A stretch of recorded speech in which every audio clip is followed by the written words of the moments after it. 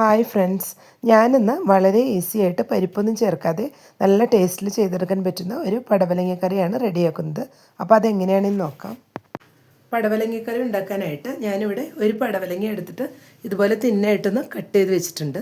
ഇതാദ്യം നമുക്കൊന്ന് വേവിച്ചെടുക്കണം. പടവലങ്ങ ഇപ്പോൾ കുക്കറിലോട്ട് ഇട്ട് കൊടുത്തിട്ടുണ്ട്. കുക്കറിൽ വേവിച്ചെടുക്കുമ്പോൾ നമുക്കിത് പെട്ടെന്ന് തന്നെ വെന്ത് നല്ല സോഫ്റ്റായി കിട്ടും. അതുകൊണ്ടാണ് കുക്കറിൽ ഇട്ട് കൊടുത്തിട്ടുള്ളത്.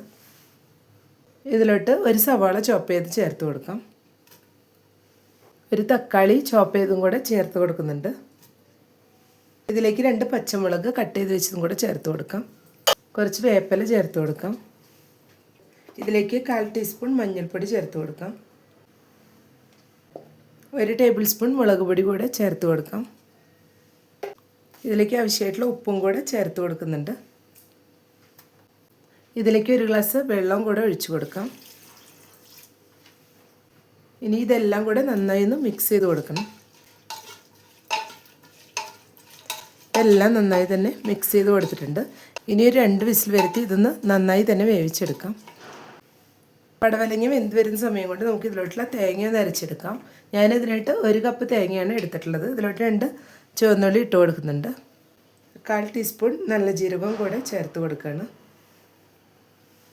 ഇനി ഇതെല്ലാം കൂടെ കുറച്ച് വെള്ളം ചേർത്ത് നന്നായി ഒന്ന് അരച്ചെടുക്കാം.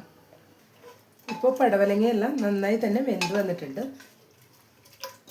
കറി ഇപ്പോൾ ഒരു പാത്രത്തിലോട്ട് മാറ്റിയിട്ടുണ്ട്. ഇനി ഇതിലോട്ട് അരച്ച് വെച്ച് തേങ്ങ കൂടെ ചേർത്ത് കൊടുക്കാം. ഇതേ ജാറിൽ തന്നെ കുറച്ച് വെള്ളം ചേർത്തിട്ട് അതും കൂടെ ഇതിലൊഴിച്ച് കൊടുക്കാം. ഇനി എല്ലാം കൂടെ ഒന്ന് മിക്സ് ചെയ്തെടുക്കാം. ഈ സമയം ഉപ്പ് നോക്കിയിട്ട് നമുക്ക് വേണമെങ്കിൽ ചേർത്ത് കൊടുക്കാം. അപ്പോൾ എല്ലാം കൂടെ നന്നായി ഒന്ന് മിക്സ് ചെയ്തെടുത്തിട്ടുണ്ട്. ഇനി ഇതൊന്ന് ബോയിലായി വരുന്നവരെ വെയിറ്റ് ചെയ്യാം. ഇപ്പോൾ കറി തിളച്ച് വന്നിട്ടുണ്ട്. 1 മിനിറ്റ് കൂടെ ഒന്നുകൂടെ ഒന്ന് ഇതുപോലെ തിളപ്പിച്ചെടുക്കാം. അപ്പോഴേക്കും പടവലങ്ങ അരപ്പ് എല്ലാം കൂടെ നന്നായി മിക്സായി നല്ല സെറ്റായിട്ട് വരും. വീഡിയോ കാണുന്ന സമയത്ത് ഇഷ്ടപ്പെടുകയാണെങ്കിൽ ലൈക്ക് ബട്ടൺ ഒന്ന് പ്രസ് ചെയ്യാനും കൂടെ തന്നെ സബ്സ്ക്രൈബ് ചെയ്യാത്തവരുണ്ടെങ്കിൽ ഒന്ന് സബ്സ്ക്രൈബ് ചെയ്ത് ബെല്ലൈക്കൺ പ്രസ് ചെയ്ത് ഓൾ എന്നുള്ള ഓപ്ഷൻ എനേബിൾ ചെയ്ത് കൊടുക്കാനും മറക്കരുത്. ഇപ്പോൾ ഒരു 1 മിനിറ്റ് കൂടെ ആകുമ്പോഴേക്കും കറി നന്നായി തിളച്ച് വന്നിട്ടുണ്ട്. ഇനി നമുക്കിതൊന്ന് താളിച്ചെടുക്കാം. കറി താളിക്കാനായിട്ട് ഇപ്പോൾ ഒരു പാൻ വെച്ച് 1 ടേബിൾ സ്പൂൺ വെളിച്ചെണ്ണ ഒഴിച്ച് കൊടുത്തിട്ടുണ്ട്. ഇതിലോട്ട് ആദ്യം കടുക് ഇട്ട് കൊടുക്കാം. 1 ടീസ്പൂൺ കടുകാണ് ഇട്ട് കൊടുക്കുന്നത്. ഇപ്പോൾ കടുകെല്ലാം പൊട്ടി വന്നിട്ടുണ്ട്. ഈ സമയം 2 ഉണക്കമുളക് പൊട്ടിച്ച് വെച്ചത് ചേർത്ത് കൊടുക്കാം.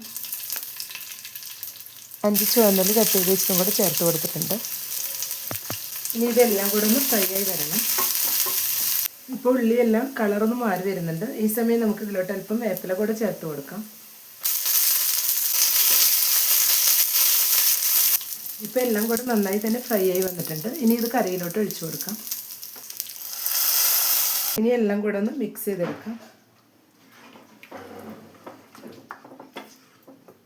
ഇപ്പോൾ പടവലങ്ങക്കറി ഇവിടെ റെഡിയായി വന്നിട്ടുണ്ട്. അപ്പോൾ എല്ലാവരും ഈ രീതിയിലൊന്ന് ട്രൈ ചെയ്ത് നോക്കുക. ഇഷ്ടപ്പെട്ടെങ്കിൽ ലൈക്ക് ചെയ്യാനും ഷെയർ ചെയ്യാനും സബ്സ്ക്രൈബ് ചെയ്യാനും കൂടെ തന്നെ ഫീഡ്ബാക്ക്സ് ഉണ്ടെങ്കിൽ അറിയിക്കാനും മറക്കരുത്. Thank you.